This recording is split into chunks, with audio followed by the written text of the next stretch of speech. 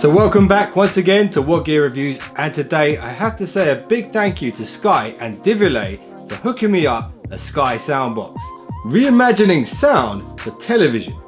Now, if you don't know who Devialet are, they actually make maybe the finest wireless speaker on the market right now, and it's the Phantom. And I made a video on it a while back which they really love, and you guys should check that video out. So with the Sky Soundbox, what you can expect, because it's made by Devialet, is a really well built product and really premium sound quality. And I'll give you guys my opinion on the quality of the sound at the end of this video. And the Sky Soundbox uses a Class D amplifier if you audiophiles are wondering. So inside the speaker itself, it has 6 3-inch woofers for bass, 1 centrally placed 2-inch front full range driver, and on the rear 2 2-inch drivers for surround sound effects. It delivers a frequency range between 35 Hz and 22 kHz, and it's quite a heavy speaker. It's around 4 kilograms in weight, and it supports Dolby Digital Plus. And as you can see by how it looks, it's a closed cabinet design, and it needs a bit of space on left and right of the speaker to give you that full surround sound. And if you look at the design of the speaker as well, it really matches the Sky Q style. So the shape of the box itself, the remote looks like the Sky Q remote. So something I really like about this speaker is the voice cues.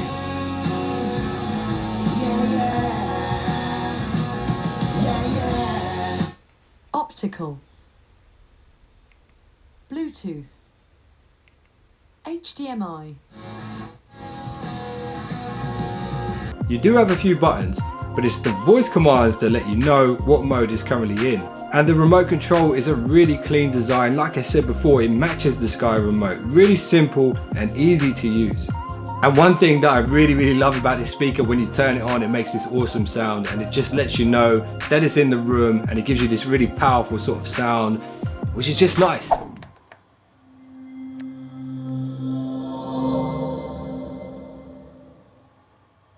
So how have Devialet tailored this for the Sky user experience? Well, you've got the Q sound, which basically means it will adapt to what you're watching in terms of sound level. But bear in mind, this only works if you use the HDMI pass-through feature. If you use the optical cable, it won't work. So when it comes to connectivity, I already mentioned the HDMI. You also have an optical input if you want to plug your PlayStation or your Xbox directly into the speaker as well. And it does support Bluetooth 4.1 for wireless streaming. But listen here real quick, I've been using the Sony HT-XT1 for some time now, and I must say, this soundbox sounds a lot cleaner, and it definitely sounds more immersive when watching movies. Maybe it's something to do with all those 3-inch woofers all around the speaker. 6 of them to be precise. And it's so impressive to hear such a high quality sound from such a unintimidating looking speaker. The high ends are not too sharp and piercing, and the low ends are really powerful and have quite a soothing effect. The Q sound features work really well as well. I very rarely find myself having to adjust the sound to what I'm watching. Sometimes you watch a movie and the audio of the voices is just a bit too blurred in with the background music. With this speaker, it really figures it all out for you on the fly in real time. The usability is pretty seamless too. So I've seen some other reviews where people put out videos saying how it didn't switch on when you turn the Sky on. I don't know if they've done some software updates or something like that, but I haven't got that problem. When I turn the Sky on, it actually turns on my TV and the Soundbox at the same time. So it's pretty seamless for me. I think if you're using the optical cable, you won't have that same experience. So if you are getting this for Sky Q, make sure you use the HDMI. The only little downside here though is the Sky Q remote won't actually change the volume level up and down, which is a little bit annoying, but I can live with that. So I guess the question is, would I recommend this speaker if you're not a Sky user? So the retail price for this, if you're not a Sky user, is around 700 quid, which is pretty steep. You could spend another 300 quid and get a Phantom. But if you're a Sky user, you get more than half price off this speaker, and for you, I definitely recommend it. I've really enjoyed my time with this speaker. The quality of the sound is really amazing. I love the quality. It's just so compact. The shape is a bit boxy, and sometimes depending on your setup, it might be hard to find a place where you can fit it. For example, the TV in my front room, I can't put the Soundbox in front of it because it will block out the lower part of the TV itself.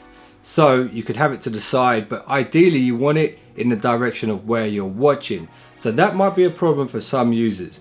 if you have a cabinet, you could put it next to your SkyQ box and it looks perfect. So is $299 a good price for this speaker if you buy it from Sky? It definitely is. If you buy a £700 speaker, you expect something amazing. It is amazing, but you guys are lucky if you're subscribed to SkyQ, because for 300 quid, you're getting one of the best sound boxes you can get out there on the market right now. And I've heard a lot of audio stuff and I really love this one. So anyway, I hope you guys enjoyed this short video on the Sky Soundbox. And if some of you guys have watched other videos on this product, you might have heard people complaining about stuff. They've definitely done some updates. There's been some improvements in terms of usability. And right now it's working perfectly for me. I love it. I would definitely recommend it. You guys should definitely check it out. And if you enjoyed this video, make sure you hit the thumbs up, subscribe, and you will be one of the finest subscribers known to man. And I'll see you guys in the next one. So don't be late.